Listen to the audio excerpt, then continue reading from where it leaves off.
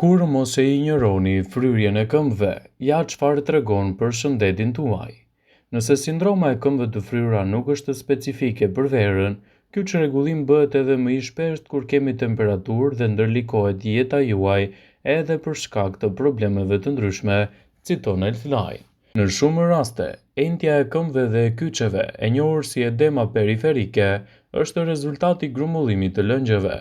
Kjo fryrje është jo vetëm për shkak të ndjesisë së pakëndshme, por mund të jetë edhe një problem i dukshëm i përkohshëm nga pikpamja estetike, por mbi të gjitha i dhimbshëm dhe gjithashtu shumë i kufizuar në jetën e përditshme. Në fakt, faktorët mund të jenë ngrënia e ushqimeve të kripura, kalimi shumë kohë ulur, veshjet e këpucëve me taka të larta dhe veshjet e ngushta si dhe të qenit mbi peshë. Para se të fillojmë, bëni një like videos dhe ju lutem klikoni subscribe, do të na ndihmonit shumë. Këmbët e fryra janë pasojë e lëngjeve të tepërta që vijnë nga gjaku dhe enët limfatike, prandaj grumbullimi i ujit në inde e bën lëkurën e tendosur në prekje, por entja në këmbë është veçanërisht e theksuar sidomos edhe në mbrëmje. Simptomat janë këmbët e rënda, vështirësi në ecje, këpucë të ngushta dhe dhimbje të kyçeve. Por më tepër, edema mund të shfaqet edhe në mënyra të ndryshme.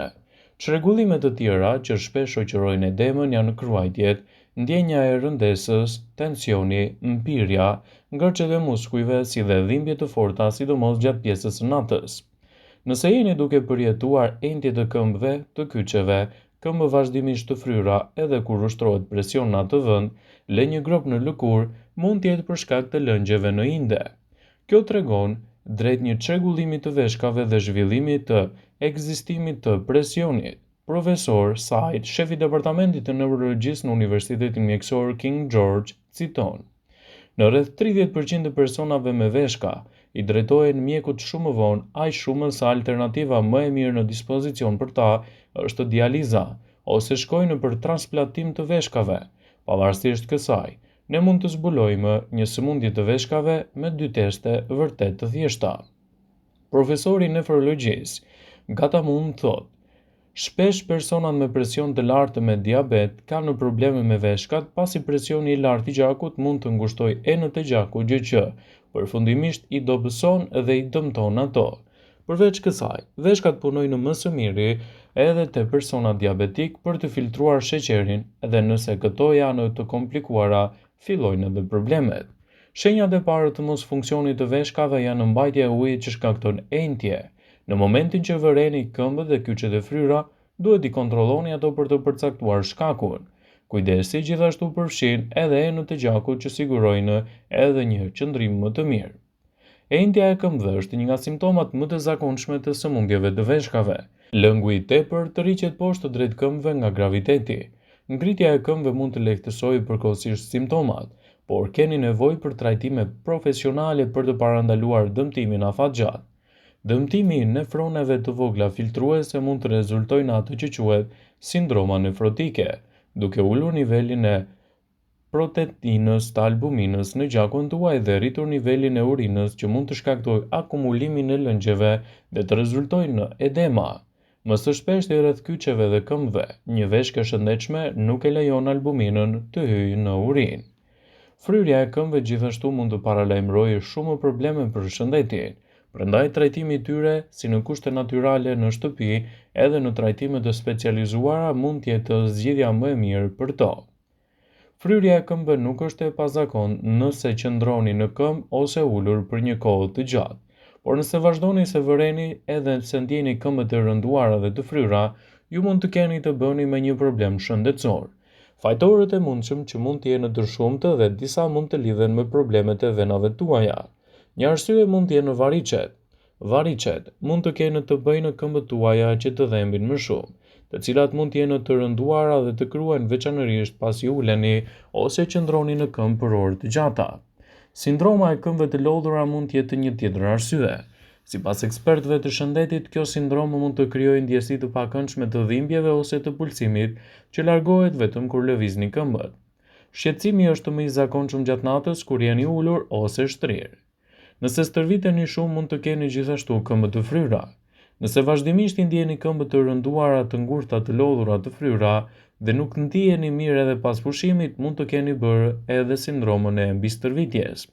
Ajo karakterizohet nga ndjesia e lodhjes ose djegjes së bashku me përkeqësimin e performancës tuaj që mund t'i ndodhë kujdo që tepron me stërvitjen. Mund të vuani nga limfadema. Problemi buron nga grumbullimi i lëngjeve të tepërta limfatike, i cili shkakton entje dhe rëndes. Mund të ndodhë në këmbë ose në krah dhe më së shpeshti shfaqet te personat që janë nënshtruar operacioneve, rrezatimit ose trajtimeve të specializuara. Në disa raste mund të preken edhe personat që janë të shëndetshëm. Mund të keni insuficiencë venoze.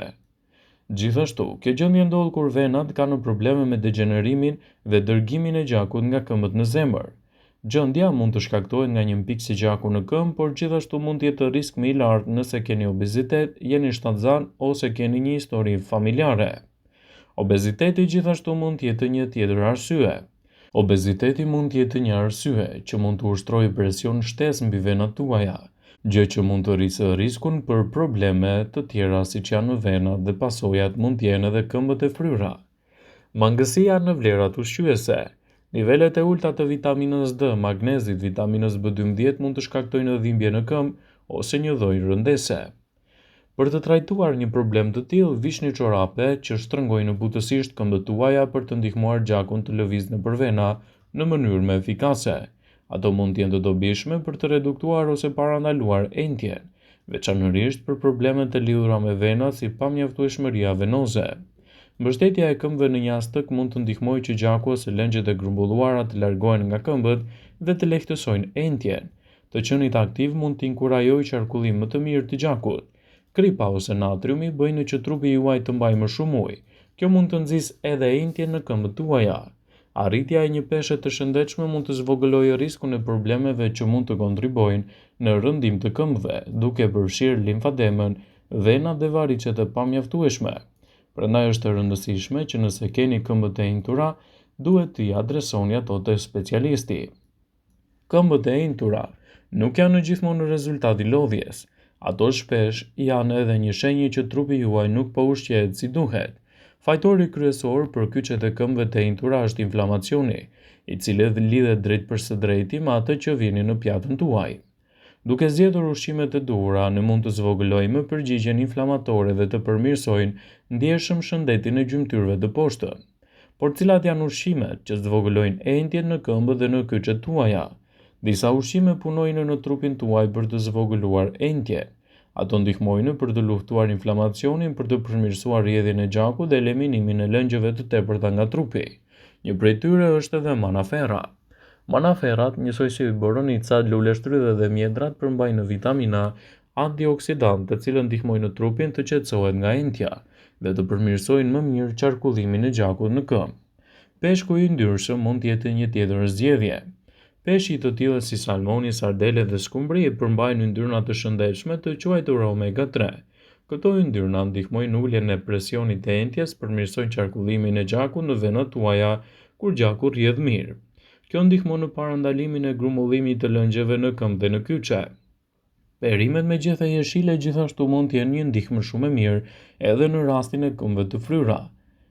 Gjithashtu, perimet si spinaqi, lakra jeshile, patatet zviceriane përmbajnë gjithashtu magnez dhe kalium. Këto dy lëndë ushqyese ndihmojnë trupin të heqin i qafe lëngjet të tepërta.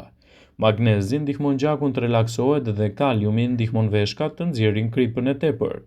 Më pak krip në trupin tuaj, do të thotë më pak entje në kyçe dhe në këmbët tuaja. Ananasi. Ananasi përmban diçka të quajtur bromelain, e cila ndihmon trupin të zbërthejë përbërësit që shkaktojnë entje. Avokado. Avokadot janë të pasura me kalium. Kaliumi ndihmon trupin tuaj të heqë qafe kripën, e cila është një nga shkaqet kryesore të entjes. Gjithashtu ndihmon muskujt dhe venat tuaja të funksionojnë më mirë. Gjithashtu në dietën tuaj mund të shtoni shalqin.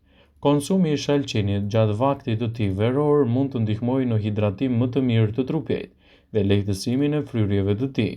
Nëse jeni një person që doni të përmirësoni dietën tuaj, atëherë sigurohuni që të konsumoni ushqime të duhura, të cilat do ju ndihmojnë në menaxhimin e entjeve dhe fryrjeve të këmbëve tuaja. Vëmendje. Ju bëj me dije se informacionet në këtë video kanë për qëllim që të plotësojnë. të mos zhvendësoj në këshillat e mjekut tuaj ose ato të ofruesit të kujdesit tuaj shëndetësor. Pasi ta dëgjonit këtë video, do ju ftoja t'i bënit like dhe ta shpërndanit atë në profilin tuaj në mënyrë që të informohen dhe miqtë e tu.